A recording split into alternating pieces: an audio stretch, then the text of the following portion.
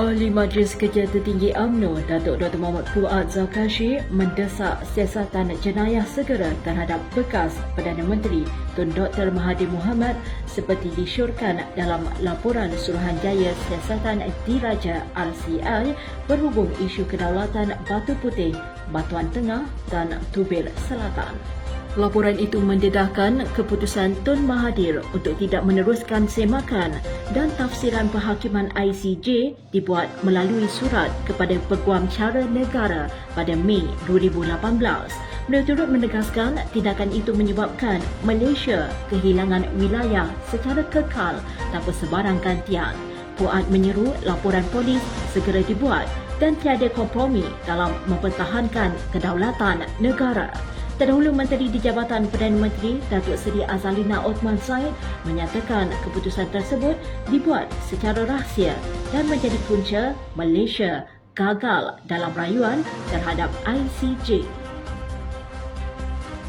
Ketua Penerangan UMNO Negeri Sabah, Datuk Suhaimin Nasir menggesa Ketua Menteri Sabah, Datuk Seri Haji Jidor agar segera meletakkan jawatan susulan skandal rasuah Sabah Mineral Management Sendian Berhad yang melibatkan kepimpinan Gabungan Rakyat Sabah, GRS. Jelasnya video yang tular mendakwa pemimpin GRS termasuk Menteri Keuangan Negeri dan Ketua Menteri sendiri menerima wang sogokan menunjukkan wujudnya jenayah terancang dalam pentadbiran negeri. Beliau turut mempersoalkan kredibiliti siasatan sekiranya individu yang terlibat masih memegang jawatan penting dan memberi amaran bahawa situasi ini mencemarkan imej Sabah sekaligus menjejaskan keyakinan pelabur. Beliau yang juga ahli Parlimen Libaran turut mempersoalkan penderitaan rakyat Sabah yang berterusan di tengah pengurusan peruntukan negeri yang didakwa tidak efektif dengan hanya 3.1 bilion ringgit Malaysia daripada 6.67 bilion ringgit Malaysia peruntukan persekutuan pada 2024 dibelanjakan. Timbalan Perdana Menteri Datuk Seri Dr. Ahmad Zahid Hamidi melahirkan rasa syukur sempena genap 2 tahun memegang jawatan penting negara. Beliau yang juga Menteri di Kementerian Kemajuan Desa dan Wilayah dan Presiden UMNO menzahirkan penghargaan atas sokongan semua pihak yang menyumbang kepada pelbagai kejayaan sepanjang tempoh tersebut. Ahmad Zahid menjelaskan bahawa setiap usaha yang digembling tidak lain adalah untuk membawa kemajuan kepada pembangunan desa, pengukuhan ekonomi bumi putra, pembangunan modal insan, pengurusan risiko bencana dan usaha membawa industri halal Malaysia ke peringkat global.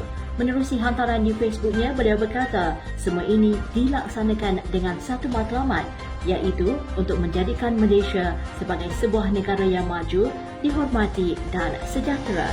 Jelasnya setiap pencapaian bukan hasil individu tetapi kerjasama erat antara rakyat, agensi dan pemimpin di setiap peringkat.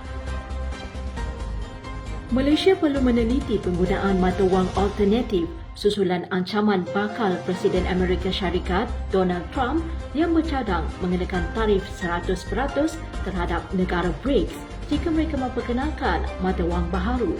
Menteri Pelaburan Perdagangan dan Industri Tengku Datuk Seri Zafrul Tunku Abdul Aziz menegaskan Malaysia masih belum menjadi anggota BRICS secara rasmi, termasuklah negara seperti Indonesia, Thailand dan Vietnam.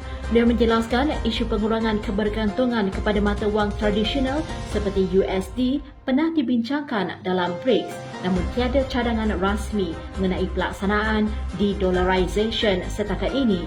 Menurutnya, BRICS merupakan platform penting untuk Malaysia menyuarakan pandangan mengenai isu serantau dan bukannya hanya sebagai alat imbangan kuasa ekonomi barat. Beliau yang juga ahli Majlis Kerja Tertinggi UMNO turut mengingatkan tentang hubungan perdagangan yang saling melengkapi antara Malaysia dan Amerika Syarikat, terutamanya dalam sektor semikonduktor. Namun, ancaman tarif 100% ke atas negara BRICS dikuatiri akan merugikan kedua-dua pihak kerana terdapat gangguan rantaian bekalan global.